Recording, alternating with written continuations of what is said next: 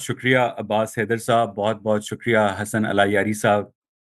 میں نہیں جانتا کہ میں اس دنیا میں کیا کر رہا ہوں، مجھے تو یہ بھی نہیں معلوم کہ میری پیدائش سے پہلے اس زمان و مکان کی حقیقت کیا تھی۔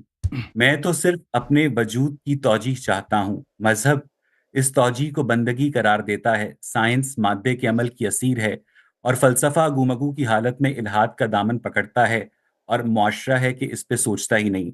میں اس بات کو سمجھنے کے لیے شدید بیتاب ہوں کہ اس کائنات کی اگر کوئی انڈرسٹینڈنگ ہے، سوری، اس کائنات کی اگر کوئی بگننگ ہے، تو اس کائنات کو بنانے والا کوئی ہے۔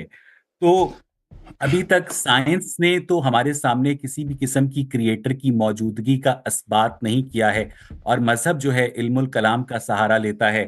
وہ یہ کہتا ہے کہ ایک واجب الوجود ہستی ہے جس نے عدم سے اس کائنات کو وجود بخشا ہے، اور یہ چیز میری انڈرسٹینڈنگ میں اور میری بدھی میں نہیں آتی ہے کہ عدم کے اندر واجب الوجود خود کس طرح سے وجود رکھ سکتا ہے۔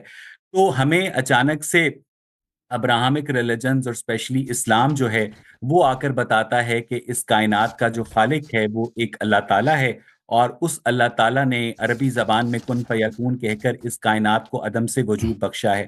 تو اگر ہم نان ریلیجس پیراڈائم کے اندر بات کریں تو میرے پاس کسی کریٹر کی موجودگی کا کوئی ثبوت نہیں ہے، اور اگر ہم ریلیجس پیراڈائم کے اندر رہ کر بات کریں تو یہ لوگ جس اللہ کا ہم سے تعارف کرواتے ہیں وہ ایک بہت حاسد خدا ہے، وہ ایک خوشامد پسند خدا ہے، وہ ایک عبادت کا بھوکا خدا ہے۔ وہ جب اس کے ایک فرضی گھر کے اوپر حملہ ہوتا ہے تو وہ کہانیوں کے مطابق ابابیلوں کا لشکر بھیج دیتا ہے، لیکن اگر غزہ یا لاس اینجلس کے اندر لوگ آگ یا بمباری کے نتیجے میں مارے جاتے ہیں تو وہ کھڑا ہو کے تماشا دیکھتا رہتا ہے۔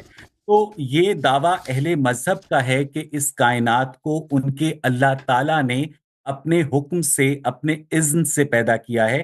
تو اس دعوے کو ثابت کرنے کی ذمہ داری بھی اہل مذہب کی ہے۔ عباس صاحب، علیہ صاحب، اویس بھائی نے آلموسٹ 2 منٹ لیے، پلیز۔ بسم اللہ الرحمن الرحیم۔ سب دیکھنے والوں کو میرا سلام ہے، اور میں خوش آمدید کہتا ہوں اپنے دو شریک گفتگو کا، اور شکریہ ادا کرتا ہوں عباس صاحب